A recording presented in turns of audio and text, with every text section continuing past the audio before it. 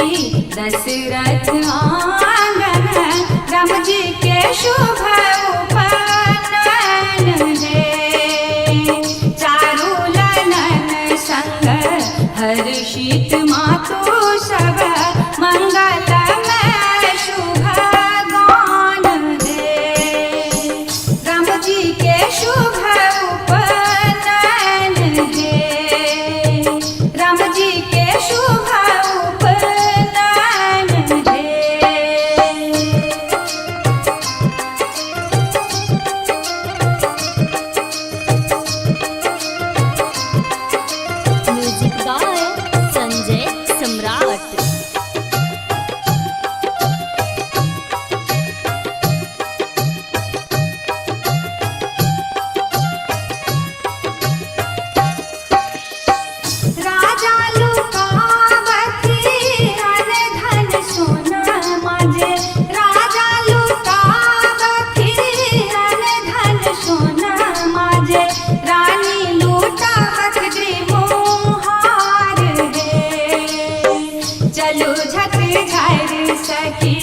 दशरथ आंगन राम जी के शुभ उपनयन है। राम जी के शुभ उपनयन है। राम जी के शुभ उपनयन है।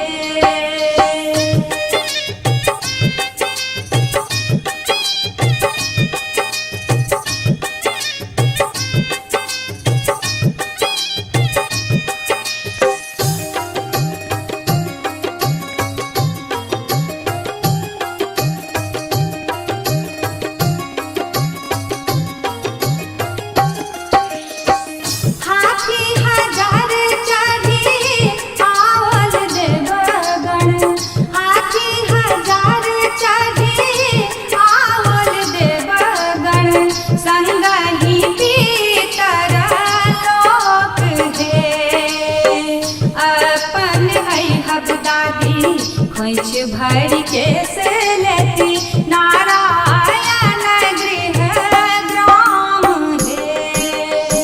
राम जी के शुभ उपनयन है। राम जी के शुभ उपनयन है।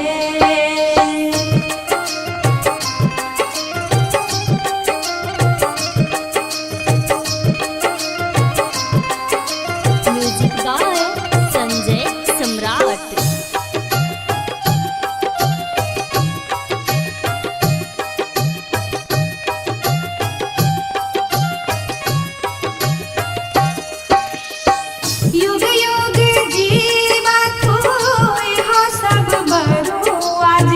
युग युग जीवत हो सब बरु आज।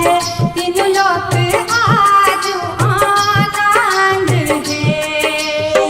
सतत दहीन भय रहियो है गायत्री मैया खुशी सो भरल नयन है।